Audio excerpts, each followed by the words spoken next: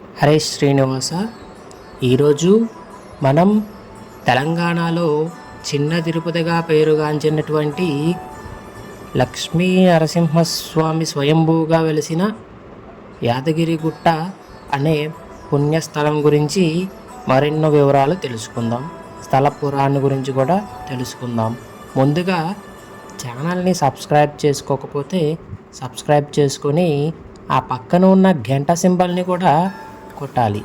అప్పుడే మేము పెట్టిన ప్రతి వీడియో మీకు నోటిఫికేషన్ ద్వారా వస్తుంది.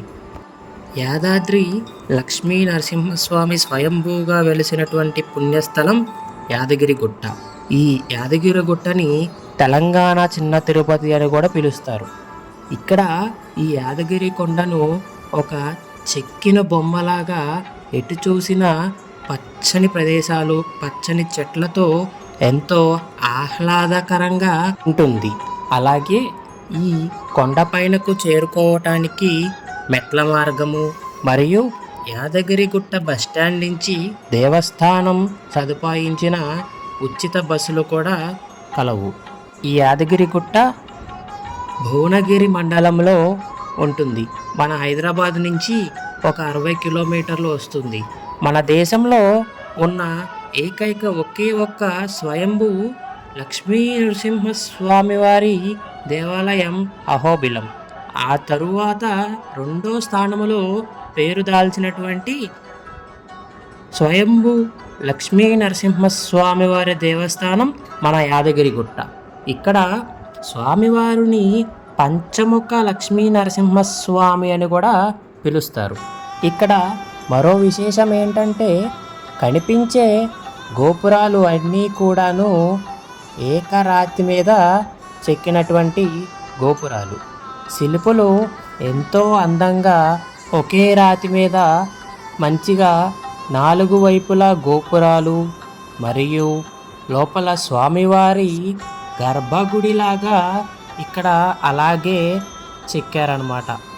ఇక్కడ కొండరాతిని అంతా భూమిలో నుంచి తీసి చెక్కినట్టుగా తెలుస్తుంది.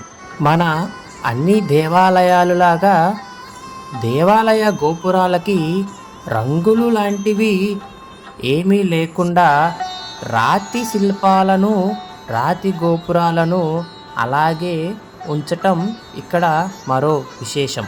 మరొకటి చాలామందికి ఇప్పటికీ తెలియని ఒక సందేశం. కొంతమంది నరసింహస్వామి అని పిలుస్తారు, నృసింహస్వామి అని పిలుస్తారు, నారసింహస్వామి అని కూడా పిలుస్తారు. ఎందుకంటే స్వామివారు అనంతనామధేయుడు. ఈ సృష్టిలో ఉన్నటువంటి సమస్త పేర్లకు అర్థమే నారాయణుడు. ఆ నారాయణుడే నారసింహుడు. నరసింహస్వామి అన్న, నారసింహుడన్న, నృసింహుడు అన్నా కూడా అది తెలుగు భాష ప్రవాహ రూపం అటువంటిది. ఆ ప్రవాహంలో స్వర్ణరూపం, వర్ణ విద్యార్థుని వంటి సర్వ సహజమనే విషయం. ఆ సర్వ సహజమైన విషయాల్లో ఎవరు ఏ పేరుతో పిలిచినా ఆ పేరు యొక్క అర్థం, పరమార్థం శ్రీమన్నారాయణుడు అనేది నారసింహస్వామి వారే. నారసింహస్వామి వారిని అందరూ కూడా ఉగ్రమైన దేవుడు అని అంటూ ఉంటారు. కానీ ఆ ఉగ్రానికి 2 అక్షరాలు ముందు చేర్చుకొని ఉన్నారు. దయుగ్రమైనటువంటి మూర్తి. ఆ మూర్తి ఉగ్రమనేటువంటిదే లేదు. ప్రేమాతిశ్రేయలో అలౌకికమైనటువంటి పారామేష్టికమైనటువంటి ఆనందమైన అనుభూతి కలుగుతుంది.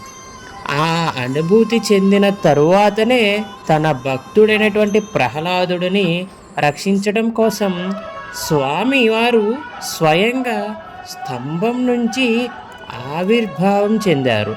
అది ప్రేమ యొక్క మూర్తి, భక్త వాత్సల్యం. ఆ వాత్సల్యం అపార కారుణ్య సౌశల్య వాత్సల్య జలనిధి నుండి వచ్చినట్టున్నారు స్వామి. మరొక విశేషం, అనాలోచిక వివిధ విశేష అశేష లోక శరణ్యుడు నరసింహస్వామి వారు.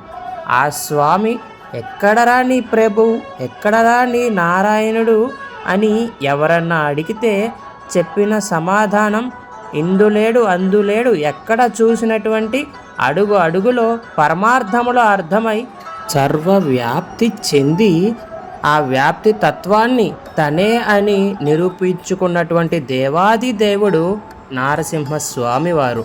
అందుకోసమనే నారసింహ గొప్ప శ్రీమాన్ కేశవ పురుషోత్తమ అని భీష్మ పితామహులు కూడా దీన్ని ఉద్ఘరించి దేవుడు అంటే నారసింహస్వామి వారే, దేవుడి యొక్క రూపము అంటే నారసింహ స్వరూపము అని చెప్పటం జరిగింది. స్వామివారి పంచస్వరూపాలు ఏమిటంటే మొదటిగా జ్వాలా నారసింహస్వామివారు స్తంభంలో నుంచి బయటికి వచ్చినప్పుడు ఎంత ఉగ్ర స్వరూపంగా అగ్ని స్వరూపంగా ఉన్నారో అలాంటి స్వరూపం యాద మహర్షికి దర్శనమిచ్చారు.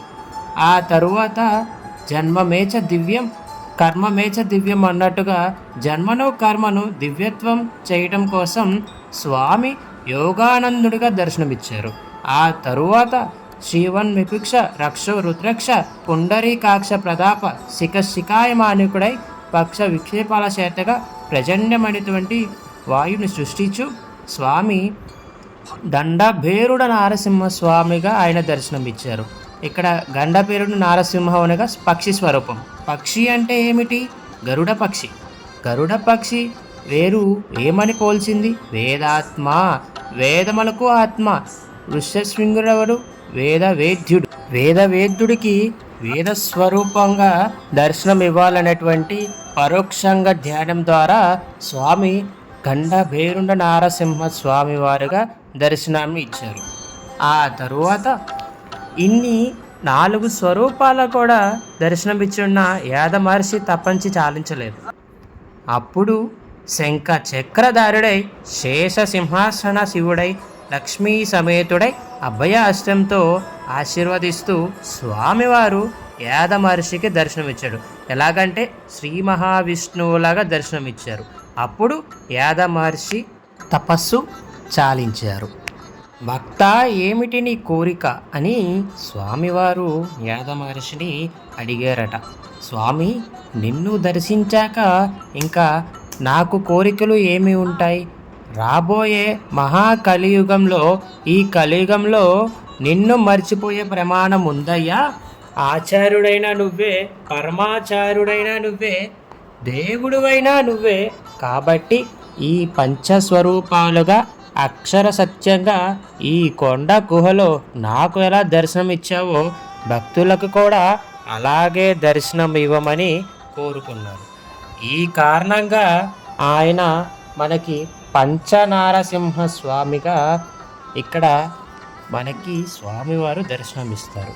యాద మహర్షి తపస్సు చేశారు కాబట్టి దీనికి యాదగిరి గుట్టగా సార్థకతగా చేకూర్చబట్టినమాట.